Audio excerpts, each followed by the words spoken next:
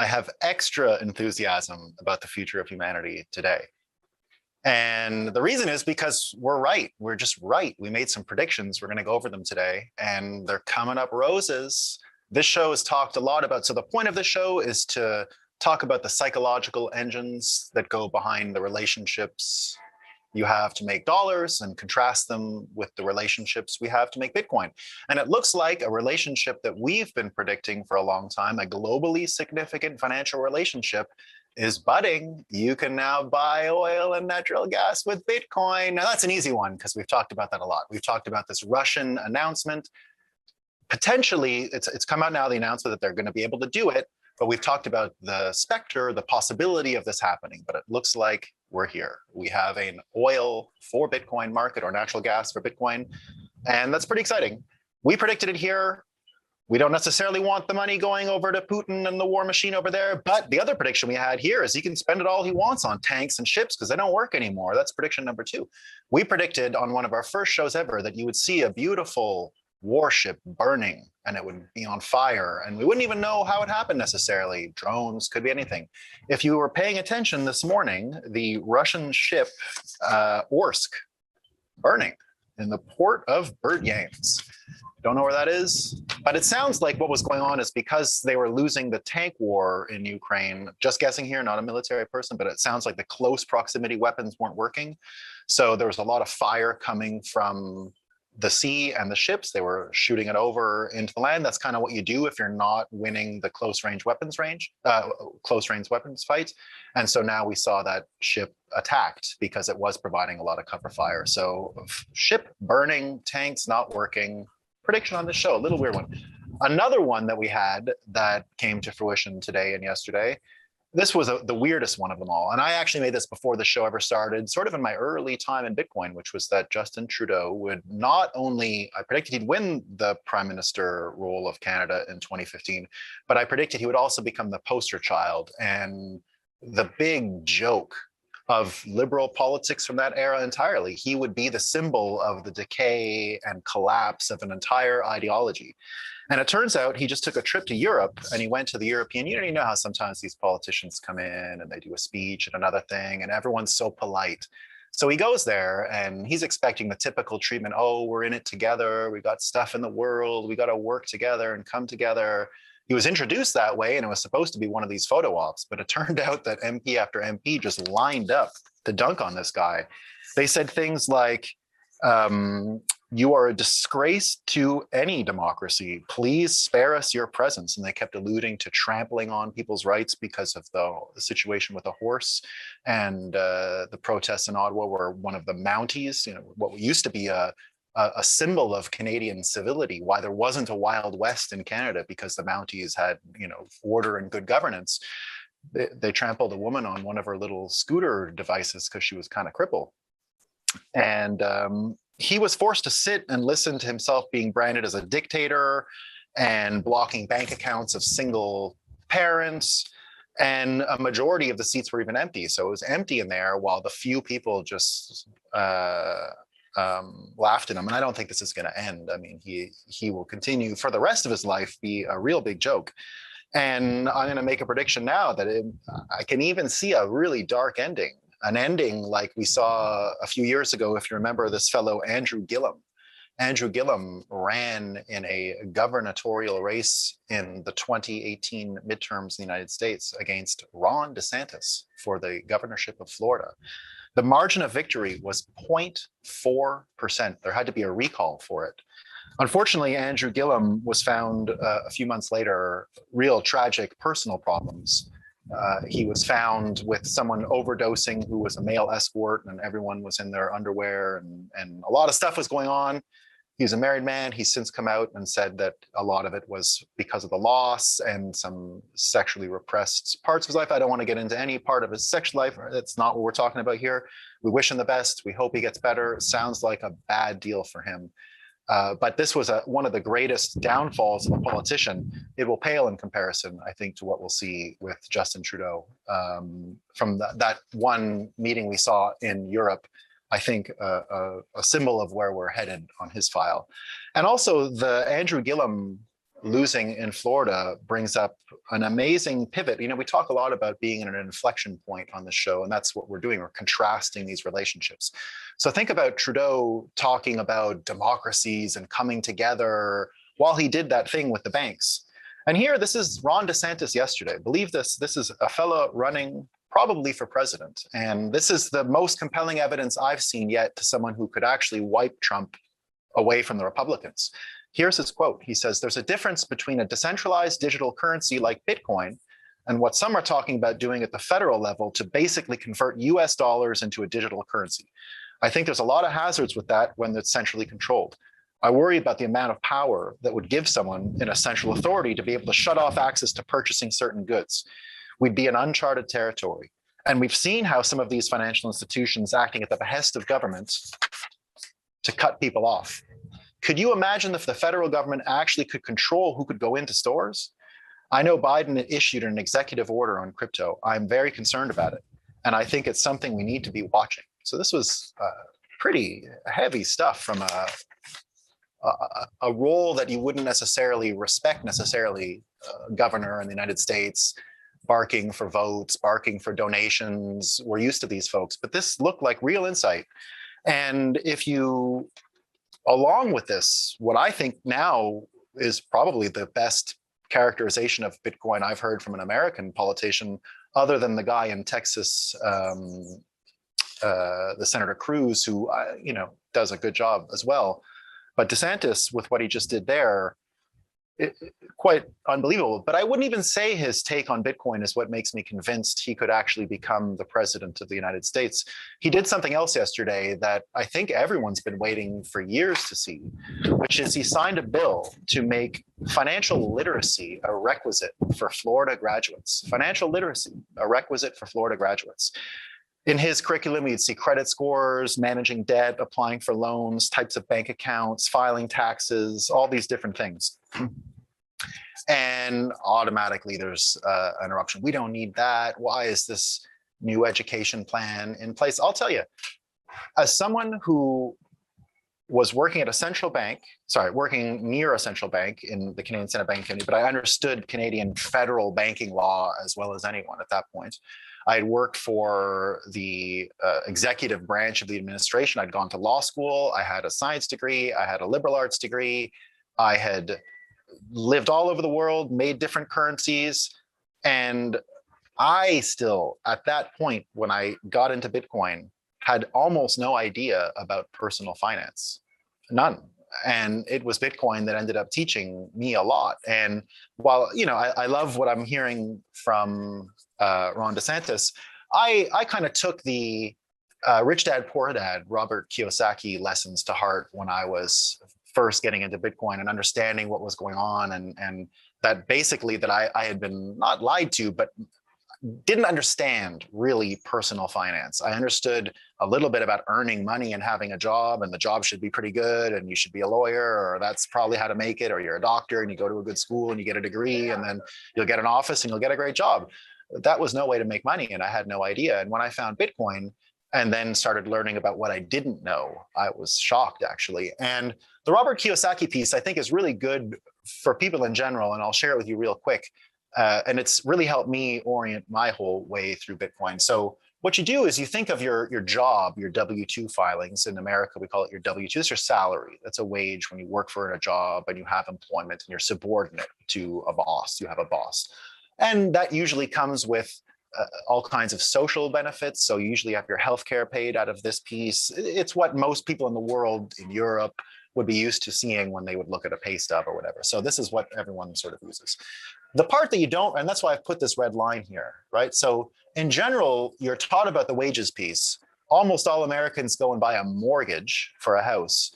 A mortgage, I've used these symbols here. A mortgage, as someone who speaks French, I'll tell you what it means. It means a death pledge. So I gave the icons here of a death pledge. Now, I don't want to say that I'm not here to give you financial advice about buying a house or not buying a house. If you can afford a house, buy a house, if that's what you want to do. But what you can see is this ultimatum in America, almost like you must buy a house. If you don't buy a house, and if you didn't in my generation buy a house when the money started getting printed when I came out of college in 2008, and the whole thing went to heck, and interest rates became really low, and all kinds of new things were started up. If you didn't buy a house in the city I was living at the time, Toronto, you missed out and were probably never capable of buying a house. I was someone who I just mentioned had, really high income, but decided not to buy a house at that time. It became really difficult years later, nowhere near as easy as it would have been at that time, mostly because of the Canadian financial policy of, increasing the amount of liquidity and money in the system. And so when you think of that, this W-2 piece, right? That's mostly, if you go to a fancy university or not, you're taught about getting the good job, getting the degree. The two other pieces you sort of never hear about that I had to piece together, and this is all the Robert Kiyosaki advice, is that you have your capital gains piece here, your investments. You treat those as something that can end up increasing your personal wealth and your net worth. But that's where Bitcoin fits so nicely in there, is that it is sort of the ultimate savings technology. And when you start seeing investments and savings as a separate category, you really do yourself a good favor. And you can actually think of this whole crypto industry, this whole crypto thing, it's just another kind of investment. It's not savings. But if you do choose to go after coins or whatever it is, think of it as just one subcategory. It's just this piece here, right? It's just a piece where you could be investing in almost anything. You can be investing in, rideshare programs or penny stocks or mining operations or coins, crypto coins. But that's where they would fit. They would fit into this capital gains piece of investments, whether you want to do it or not. There are all kinds of things you can invest in. Crypto is a subcategory of a subcategory, the way I see it, the way I treat it personally as well. The next one is your LLCs. And your LLCs are just your companies where you get taxed. This is basically the greatest tax-free vehicle in the world and the most used that I know. Most people around the world actually set up American LLCs in order to get into American banking and all kinds of other services. But the truth is, anyone from anywhere in the world can set up an American LLC. There is no citizenship requirement. There's nothing like that. And all of these things are actually started in states themselves. Here's a really interesting factoid. With Kraken, when we targeted Wyoming as a state for the first ever crypto special purpose depository license, really a license to make Bitcoin, exactly what I'm saying, savings and having people hold their own coins and keys, even if a bank is a custodian related to it as far as bankruptcy law and order go. We chose Wyoming because Wyoming was the experimental state that actually got LLCs as the global and American standard for small business structure. Wyoming invented the LLC model, and it was copied by every state after. But that's basically how it works in the United States. You find a state that you think has the right tax options, and anyone in the world can start a company there. And we chose Wyoming to test out this new banking provision, which is really good for Bitcoin. It's not fractional reserve banking. It's the opposite of fractional reserve banking, is a sign that Wyoming is still ahead. And I bring it up only because Wyoming has now done the same thing with DAOs, so distributed autonomous organizations. You can actually set up it's more or less a company still, right? Don't let the name confuse you too much, but they are allowing wallet addresses and online IDs to be used supplemental to creating what amount to companies, but are actually these distributed organizations, which we think can have a role in corporate structure going forward. But nevertheless, you don't need to know that. If you do have a DAO, that's where you would find a place to register it. But it still fits within this sort of structure of 3 sources of income, 3 sources of revenue for yourself. And the reason why it's so important is really negotiation. If you're going to go out there as an individual with full financial literacy, you have to have the capacity to negotiate in all instances. And having money come from each of these sectors is really a way to do that. Now, I've put this battery here for wages as an indication of how I sort of think about wages and have thought about them over the years, that they're a thing you should put a lot of energy into. They're the steadiest way to get money. But this one over here is where you're using a different kind of energy, right? What you're doing with your LLC, no problem with it being small, but some part of it should at least aspire to change the world. And that will really unlock your creativity and I think, make that a really fulsome vehicle for yourself. But you can think of these 3 different pieces and then put Bitcoin right in the middle of it all, because all energy goes towards saving Bitcoin, the way I've modeled financial literacy with this. So you can go read Robert Kiyosaki's stuff and you'll get a better sense. Now, the reason why I think financial literacy is so important and just absolutely vital is because we see these complete morons, the dumbest slime in the world, talking about stuff like this. This is New York Times Tech. A single Bitcoin transaction now requires more than 2,000 kilowatt hours of electricity, or enough energy to power the average American household for 73 days. Now, this idiotic take published by New York Times actually cited experts. The expert was one moron from the Dutch central bank who did some phony math, the same kind of phony math that is, you have to be financially illiterate to be fooled by this stuff. And that looks like that's how the relationship works, right? Why don't we learn much beyond this red line as just average people? And when I say average people, I even mean really well educated, like lawyers and stuff. You know, at banks in America, doctors have their own treatment by the bank loan officers because they're also financially stupid and don't know anything. And it's been a problem for banks for a long time because they do have high incomes, but are really financially illiterate. They don't learn that skill because it is a hard skill to learn, and basically just, you know, get away with it. We see that the lack of financial literacy has also allowed for an entire generation now of misinformation to be inflicted on our financial system. And you can see it in money laundering. And there's this person I've been following on Twitter for a long time, Elaine at bitcoinhackers.org. And she's been diving into some data about how many times the word money laundering was even cited before we moved into the Bretton Woods II era, before, you know, during that inflationary period after the 70s, when the gold standard was gone, money was getting printed, there was a lot of high interest rates, and things were changing. So money laundering as an academic idea, an idea in the news, hardly ever mentioned, exponentially increases, she argues, after the printing of fiat dollars really accelerates in the 1970s through the 80s. And what she concludes, that in the end, it was really just a made up crime intended to convince people that financial privacy is a bad thing.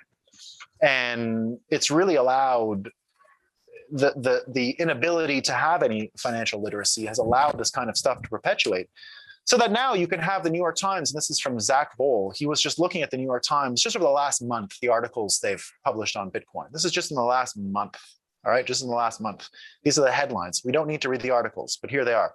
Bitcoin miners want to recast themselves as eco-friendly. Bitcoin value drops amid Russian-Ukrainian war and inflation. Anonymity in crypto raises alarm. After Chinese ban, mining got worse for the environment. As Bitcoin tumbles, IMF criticizes El Salvador's crypto embrace. Reality intrudes on the utopian crypto vision. And on and on and on. They don't seem to stop. And it ends up creating, when you look at the perverted, you know, that's the New York Times. Look at the perverted incentives you end up getting. This is from California Today. We've got Governor Newsom now proposing $400 debit cards to California car owners. Is that everybody? Is there anyone who isn't a car owner in California? Can you live in California without a car?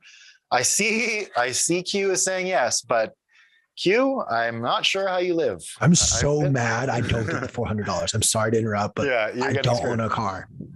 But it doesn't matter if you're too rich, they'll give it to you anyway, because it's not even income tested. So California is going with a non-income tested thing.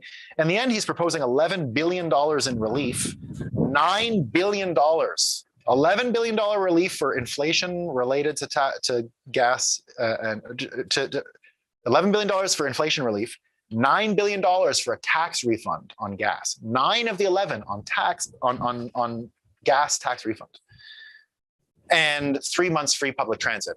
Is there 2 stations in California? You know, I heard there's a subway. I saw it get blown up on the movie Independence Day, but that's the only reference I've ever seen in my entire life to the Los Angeles subway. I don't believe it exists. So you get all these stories, and you get politicians praying. You get news organizations citing central bank research, which is completely phony. And then you wonder why, and it all seems to work, and you wonder why financial literacy isn't a priority. So you can even imagine, this was on Tucker Carlson last night from a guy named Class Redux Killa. And I guess Tucker had it on the show. I only saw the screenshot. Don't watch any corporate news, by the way, no Fox or anything. But here's what he says. You're watching a master level Ponzi scheme. 2020 crash gets laundered through COVID bailouts. COVID bailouts laundered through inflation. Inflation laundered through war in Ukraine. The war and its effects on the globe will be laundered through climate change. The perps walk. And if we're making predictions, he might be right. I don't think he's right, because I think that financial literacy and having this on the menu, having someone who I think can actually take down Trump, I think DeSantis can do it. I do. Proposing things that are so universally intelligent, like financial literacy, and promoting that amongst young people, I think combined with Bitcoin is the special key, the secret sauce to really breaking up with these complete morons and not having to listen to these idiots any longer about gas, tax rebates, and all this other stuff. So if you didn't know about breaking up with stuff, today's a good day. Today's a good day.